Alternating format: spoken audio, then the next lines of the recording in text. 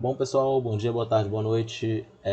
Vamos ir para mais uma aula de Tecmate, a parte 2 da aula de ligas não ferrosas. Bom, na aula passada eu falei de cobre, eu comecei falando do alumínio, falei da importância das ligas não ferrosas, né? Dei introdução nessa parte da matéria. E agora eu vou terminar falando do alumínio e falar um pouquinho de vários outros tipos de materiais, beleza? Estanho, chumbo, titânio, qual a importância desses materiais? Vamos lá. Eu tenho a liga alumínio-cobre. Eu estava falando na aula passada dos tipos de ligas de alumínio entre trabalhadas e fundidas, né? As trabalhadas podem ser divididas em aquelas que são tratáveis termicamente, aquelas que não são tratáveis termicamente, né?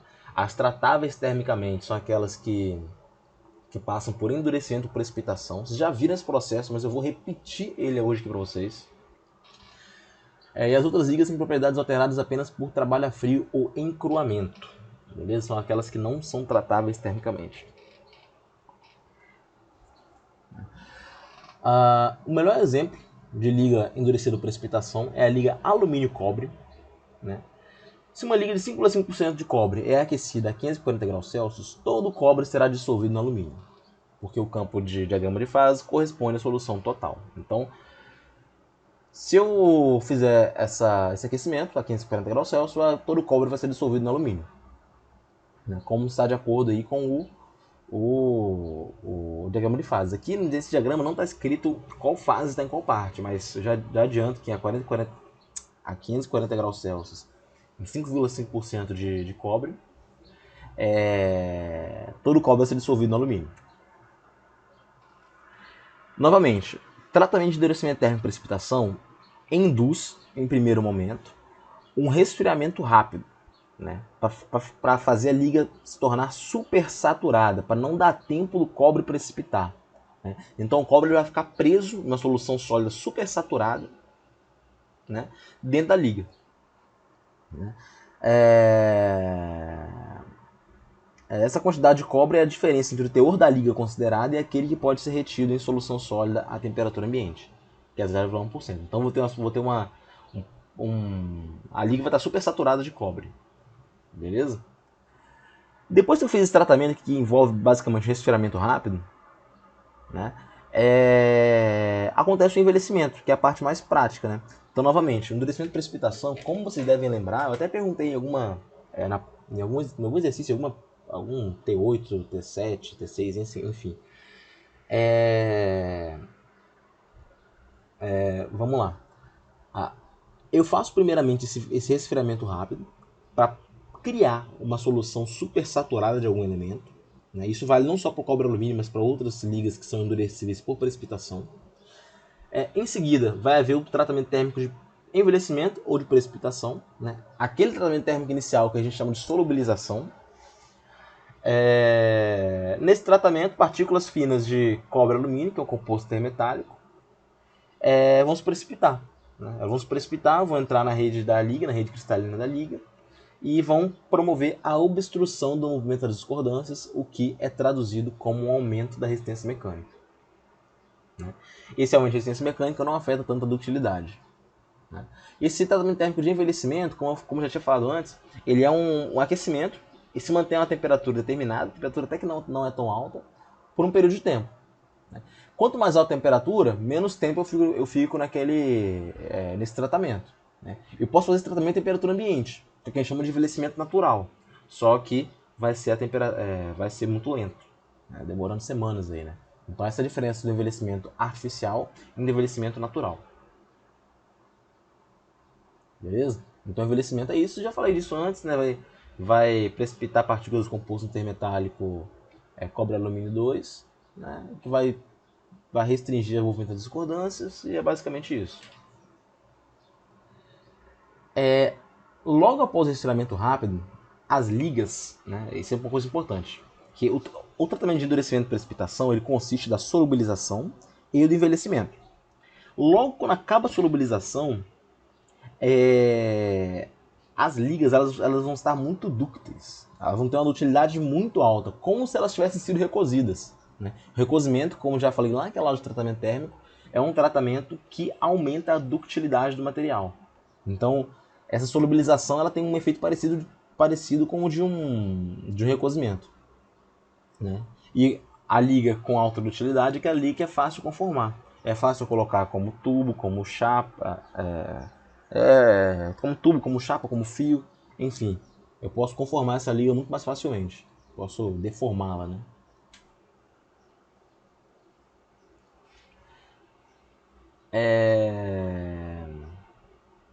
Porém, logo depois de solubilizar, quando ela está muito dúctil, né, essas ligas elas têm a tendência de se envelhecer até mesmo a temperatura ambiente, né, o que a gente chama de envelhecimento natural. Né? Então, a conformação que deve ser feita quando ela está dúctil tem que ser feita imediatamente depois que acabar a solubilização. Não pode dar tempo da liga envelhecer naturalmente. Beleza? Não tem como pegar a liga que eu solubilizei, guardar no depósito e conformar depois. Não dá. Tem que pegar e já fazer tudo de uma vez. A temperatura de solubilização ela varia de acordo com o teor de cobre, para que não tenha risco de superaquecer o material e aproximar a temperatura que é próxima da tela de fusão. E a precipitação, né, o envelhecimento faz a temperatura mais baixa, né, como eu falei, entre 115 a 190 graus Celsius, e por tempos longos, variando de 5 a 48 horas. Né. O envelhecimento natural demoraria bem mais, eu estou me referindo aqui ao envelhecimento artificial. Outro tratamento típico das ligas de alumínio é o recozimento. Né. O recozimento a mesma coisa para o aço aqui. O recozimento tem das três principais efeitos do recozimento: aliviar a tensão, chamado de TTAT, que é o tratamento térmico de alívio de tensões, reduzir a dureza e aumentar a ductilidade. São os três efeitos aí do recozimento. No caso do recozimento para amolecer o material, a temperatura de tratamento é mais alta, né, do que aquele para alívio de tensões. Então, nesse caso, tem uma temperatura de tratamento bem mais elevada. Né? O tempo é de cerca de 2 horas, seguindo de resfriamento lento, pelo menos até atingir a temperatura de 260 graus Celsius. Isso aqui é a descrição de qual é o recozimento para amolecer o material, para tornar ele menos duro. É claro que dentro de recozimento não é um tratamento só. É uma coisa muito específica, né? Eu tenho recozimento que ele é mais voltado para melhorar a dutilidade. Eu tenho recozimento que é mais voltado para reduzir dureza. Eu tenho recozimento que é mais voltado para tratamento térmico de alívio de tensões. Então, o TTAT, né? Tratamento térmico de alívio de tensões. Então, assim, recozimento, eu poderia dar uma aula inteira só sobre recozimento, beleza? Mas, no geral, o recozimento tem esses efeitos. Bom, ligas trabalhadas, né? Quando eu falo ligas trabalhadas, ou quando vocês ouvirem falar de trabalho a frio, vocês têm que associar imediatamente ao encruamento. Lembrando, encruamento é a capacidade do material aumentar a sua resistência à medida que ele é deformado plasticamente. Beleza? Aqui eu tenho mostrando as propriedades de um alumínio encruado e de um alumínio recozido. O encruado ele vai ter maior dureza. Vocês podem comparar aqui uma tabela com a outra, dureza brilho. A dureza do encruado vai ser maior. O limite de resistência à tração, o limite de escoamento e o alongamento vão ser menores. Não, perdão, desculpa. O limite de resistência à tração e o limite de escoamento vão ser maiores, porque o encruado ele tem uma resistência mecânica maior e tem uma dureza maior, né? Ao passo que a ductilidade diminui. Né? Você vê que o encruado tem um alongamento de 5%. O alongamento ele representa a ductilidade. O alongamento aqui no recozido é 35%, é 7 vezes maior. O recozido tem a resistência mecânica menor e tem a dureza menor também. O limite de fadiga no encruado também aumenta.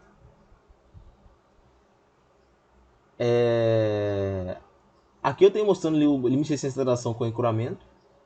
Né? A tendência é que aumente o limite de resistência de tração com encruamento. Né? E aí eu tenho outras curvas aqui para alongamento. Né? O alongamento ele reduz com o encruamento.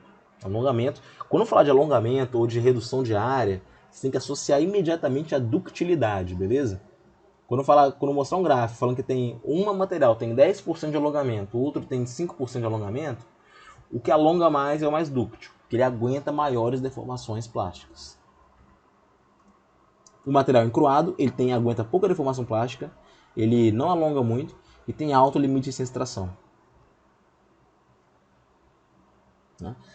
Aqui eu tenho várias designações de ligas de alumínio, né? Várias ligas, recozida, solubilizada, encruada, envelhecida, enfim, tem vários tipos de ligas e suas propriedades, né? Aquelas encruadas têm o maior limite de extração, né? A encruada tem maior dureza também, estão nas encruadas, com certeza, né? A solubilizada e envelhecida também tem aumento de dureza e de resistência mecânica elevado. Mas enfim, esses são só alguns dados para exemplificar. As ligas de alumínio fundidas. Ele devia, na verdade, até ter tirado isso daqui. Vou só citar. Fundição, só para adiantar, se a gente vai ver no nosso segundo semestre, né, que deve vir no ano que vem, fundição é um processo de fabricação em que eu derreto, falando grosseiramente, eu derreto o material, derreto uma liga, por exemplo, torno ela líquida e jogo ela no molde, né? Se esse molde tiver um formato de copo, a liga vai ser em formato de copo. Se esse molde tiver um formato cilíndrico, a liga vai ser em formato cilíndrico. Então, assim, eu jogo a parte fundida dentro de um molde, eu espero resfriar para ficar o sólido com o formato do molde. Essa é a fundição, beleza? Aí tem vários tipos de fundição. Fundição em areia, fundição sob pressão, de precisão. Tem vários tipos, né? As ligas fundidas podem ser classificadas entre binárias e complexas. Então só botei esses dados só para comentar que tem ligas fundidas também, né? E vamos para as aplicações do alumínio das suas ligas. Bom, a combinação que o alumínio nos dá é a seguinte: boa resistência mecânica, ductilidade razoável, é bem deformável o material, baixo peso específico, é um material muito leve e tem boa resistência à corrosão, né? Então ele é muito usado na indústria aeronáutica e na indústria automobilística devido a essa combinação de propriedades, né? A ferroviária também, a naval também. Podem observar aqui que automóvel, ferrovia, navio e aeronave é tudo indústria de transporte. Indústria de transporte quer minimizar o peso sempre. E alumínio é material leve, então por isso que ele é muito utilizado. Mas também é utilizado na indústria elétrica e química também. Beleza? Aqui eu vou falar um pouco do chumbo, estanho, zinco e de suas ligas, né? Aqui eu vou falar brevemente desses materiais, né? Primeiramente do chumbo. O chumbo é um dos metais mais antigos conhecidos pelo homem, né? Tem um ponto de fusão baixo, 327 graus Celsius, tem estrutura CFC. É um material bem denso. O chumbo tem baixa resistência mecânica, ele é muito mole, muito maleável e deformável, ou seja, dúctil, e é resistente à corrosão também. O chumbo tem grande capacidade de absorver choques e vibrações. A cor do chumbo é cinza azulada, devido à repentina formação de uma película superficial de óxido de carbonato, né? Esse é o que é uma pedra de chumbo, né? O chumbo funciona como lubrificante sólido, né? Tem a ideia de reduzir atrito, então muitas vezes em alguns materiais que devem sofrer usinagem, eles devem ter chumbo na sua composição para facilitar o processo de usinagem.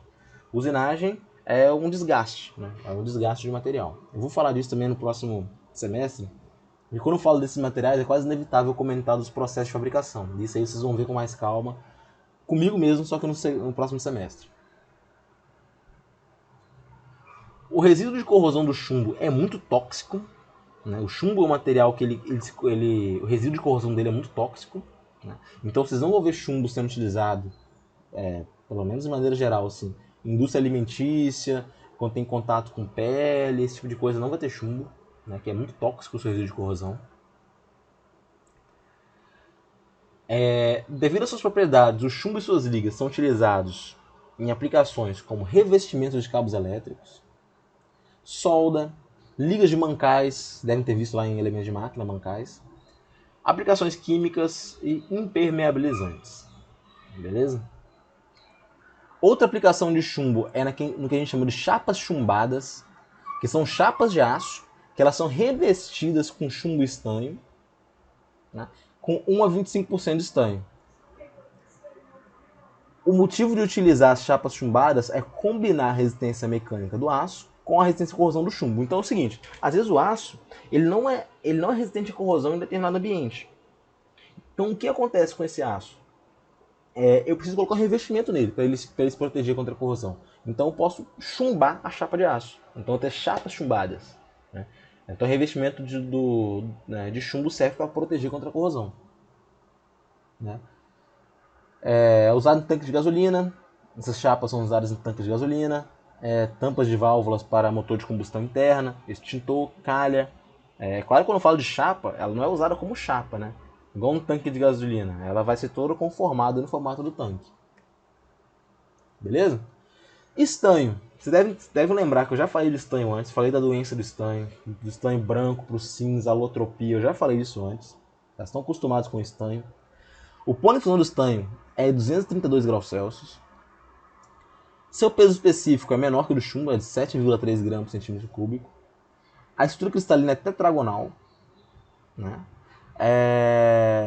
E o estanho apresenta coloração branca prateada, com tintura levemente amarelada. É claro que eu estou considerando um tipo de estanho, que é o estanho mais utilizado na indústria. Né? A gente sabe que com a doença do estanho ocorre uma transformação microestrutural aí, que a gente chama de alotropia do estanho, que é a doença do estanho. O estanho é mole, dúctil e maleável. Você vê que aqui mesmo ele está em fios. Se o material não for maleável, eu não consigo colocar ele em fio. Ele possui baixa resistência mecânica e elevada resistência à corrosão.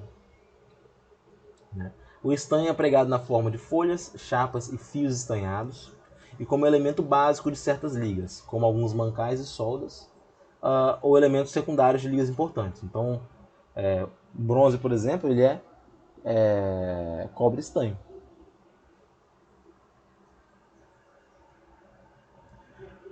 O estanho puro pode conter várias impurezas, que está citado aí, estão citadas aí, antimônio, arsênio, bismuto, cobre, ferro e etc. A principal aplicação do estanho é num processo chamado estanhação, né, de folhas e chapas de aço.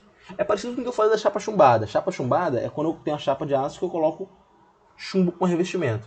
Aqui eu tenho o processo de estanhação, que eu vou fazer basicamente um revestimento de estanho, né? Fazendo o que a gente chama de folhas de Flandres. Né? Essas folhas de Flandres têm altíssima resistência à corrosão, né? De modo que ele é muito usado em produtos alimentícios. Né? Produtos alimentícios, as latas, por exemplo, elas não podem sofrer corrosão, porque o produto de corrosão pode ser nocivo ao nosso organismo. E então, o que acontece é que as chapas de aço elas sofrem um processo de estanhação. Elas sofrem a estanhação e são usadas como folhas de Flandres. Né? O nome da chapa estanhada é folha de Flandres, geralmente, tá bom? Então é muito utilizado em produtos alimentícios. Né? Aqui eu tenho os estanhos, vários rolos aí de estanho. Né? O estanho possui grande dutilidade e soldabilidade. E outra aplicação de estanho é feita em dispositivos de segurança contra o fogo, em alarmes, metais de soldagem e vedação. Né? Outra aplicação de estanho é ligas para mancais, que a gente chama de metais Babbitt, que aí está exemplo da ligas de estanho. Né? Essa questão de dispositivos de segurança, isso é muito comum para materiais de baixo ponto de fusão. O que acontece? Eu vou dar um exemplo de um dispositivo. Vocês devem estar estudando já a eletricidade. Eu vou falar de maneira bem simples aqui para todo mundo entender. Tem um dispositivo que é conhecido como fusível, né? Que é aplicado em sistemas elétricos. O que esse fusível faz? Ele protege o circuito elétrico. Porque de vez em quando pode haver o curto-circuito. Já ouviram essa expressão antes. Quando acontece o curto-circuito, eu tenho um pico de tensão muito alto, um pico de corrente muito alto, perdão. Então, geralmente, se eu tenho uma corrente que era para passar 10 A, eu posso ter um pico de 150 A. É uma coisa perigosa. Né? Então, o que acontece? O fusível ele serve para proteger o sistema de eletricidade contra esses picos de tensão. Né? Como que ele funciona? Aí que vem a parte do material. Tem um material de baixo ponto de fusão ali, que ele está fazendo como o papel de um fio. ele é condutor de eletricidade, só que ele tem um baixo ponto de difusão. Quando passa uma corrente elétrica muito grande, né, esse material ele não aguenta o calor gerado. Ele se funde e interrompe a passagem de corrente. Então, quando ele interrompe a passagem de corrente, ele não deixa essa corrente alta chegar nos outros componentes. Ele protege. Né? Ou seja, o material ele se funde devido ao calor da corrente e protege o sistema, porque ele quebra a ligação. Beleza? Então, esses dispositivos de baixo ponto de fusão são utilizados nesse contexto. Beleza? Aqui eu tenho os mancais que eu comentei anteriormente, né? Que é os metais Babbitt. Mancal, um problema muito grave dos mancais é a questão da fadiga. Vocês já viram algumas aulas atrás aí. Essas ligas de estanho, de metais Babbitt, que é estanho mais chumbo geralmente, que são usadas para mancais, elas têm resistência à fadiga baixa, o que é ruim, porque mancal está sofrendo carregamento cíclico, então ele vai sofrer fadiga. Né? Então é comum utilizar essas ligas aí apenas para condições de baixa carga. Né? As ligas de estanho têm resistência à corrosão muito maior que as ligas à base de chumbo. Beleza? Agora vamos para o zinco, o terceiro material aí que eu ia comentar. O terceiro não, na verdade é o quinto, né? Porque eu falei do cobre, do alumínio, do chumbo, do estanho e agora o zinco. O zinco tem densidade de 7,13 gramas por centímetro cúbico. O ponto de fusão do zinco é de 419,4 graus Celsius. Né? A estrutura cristalina é hexagonal compacta. Vocês podem observar que apesar de a gente dar um foco maior para a estrutura CCC e CFC, outros materiais têm outras estruturas bem diferentes. Apresentam HC, que é hexagonal compacta, TC, que é tetragonal compacta. Então tem bastante coisa diferente. O zinco tem alta resistência à corrosão, porque o arúmido produz espontaneamente uma película protetora de hidrocarbonato. Né? Então o que acontece? Eu tenho um material que tem zinco na superfície. Quando está em contato com ar úmido, e quando eu falar ar úmido, todo lugar tem umidade do ar. Né? Aqui, ainda mais a gente que mora no estado que é litorâneo, né, relativamente perto da praia, o ar é bastante úmido. Então, quando ele está em contato com ar úmido, ele produz espontaneamente uma película de hidrocarbonato que protege o material contra a corrosão. Beleza? Então ele não corrói, ele é muito resistente à corrosão, o zinco. É um material muito maleável, né? Pode ser laminado em chapas, estirado em fios, é muito dúctil. Tem boa usabilidade e coloração branca azulada. Você deve ter ouvido falar de chapas de aço galvanizadas. Esse nome não deve ser estranho para vocês. Chapas de aço galvanizadas são chapas de aço recobertas com zinco. Simples assim, beleza? Essa galvanização, ela protege o aço contra a corrosão. Da mesma maneira que a folha de Flandres, da mesma maneira que a chapa chumbada também. Também pode servir como elemento de liga, né? Como a gente já viu no latão. O latão é cobre e zinco. O zinco está presente no latão. Né? E tem outras aplicações também. Aí eu peguei do Google mesmo um exemplo de uma pedra de zinco. Seria melhor pegar uma chapa, né? Mas, enfim, tá aí o zinco. Impurezas normais do zinco são chumbo, cádmio e ferro. Né? Ele é muito usado como elemento de proteção contra a corrosão atmosférica, principalmente no caso da galvanização. Né? E é isso. Agora, fechando a aula de hoje, eu vou falar brevemente sobre esses materiais aqui. Níquel, titânio, zircônio e magnésio. Na verdade, eu acho que eu tirei o zircônio daqui. Então ele tá aqui no slide, não era para estar, né? É porque essa apresentação aqui é uma apresentação que eu estou reaproveitando do pessoal da engenharia. Só que eu cortei muita coisa e deixei só isso aí. Beleza? Então o zircônio eu acho que eu nem vou falar do zircônio, mas níquel, titânio e magnésio eu vou falar sim. Primeiramente do níquel, né? O níquel tem um ponto de fusão de 1455 graus Celsius, é um ponto de fusão alto. O fato do níquel ter um ponto de fusão alto, ele sugere que o níquel ele deve ser usado em aplicações onde eu preciso onde o material vai estar exposto a altas temperaturas. Porque, por exemplo, eu não tenho como é colocar o alumínio para trabalhar a 800 graus Celsius. Ele vai fundir, né? Então eu posso colocar uma liga de níquel, por exemplo. O níquel tem bastante resistência à corrosão, ele é muito resistente à corrosão e é muito maleável também, né? Ele não é tratável termicamente, ele tem alta tenacidade, possui razoável usinabilidade. Ligas de níquel, elas combinam duas coisas importantíssimas, né? Que são a excepcional resistência à corrosão com boas qualidades mecânicas e resistência às temperaturas altas e baixas. Então, na verdade, além de resistência à corrosão e qualidade mecânica, tem essa questão da resistência à temperatura alta. O níquel ele aguenta temperatura alta e temperatura muito baixa também.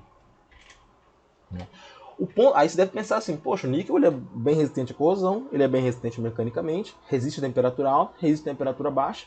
Qual é o problema do níquel? O problema é que ele é caríssimo. O problema do níquel é esse. Né?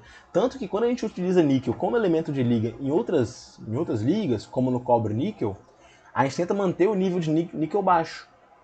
Porque o níquel é muito caro. Ele é muito caro. Como vocês podem ver, o níquel pode operar a temperaturas próximas de menos 200 graus Celsius, né? Apesar de que tem opções mais baratas para operar nessas temperaturas. Tanto o níquel quanto suas ligas são facilmente soldáveis. Aqui eu tenho várias ligas de níquel, monel, inconel, incolói, rastelói. Cada uma tem suas propriedades diferentes. Todas elas geralmente são caras, porque tem muito níquel.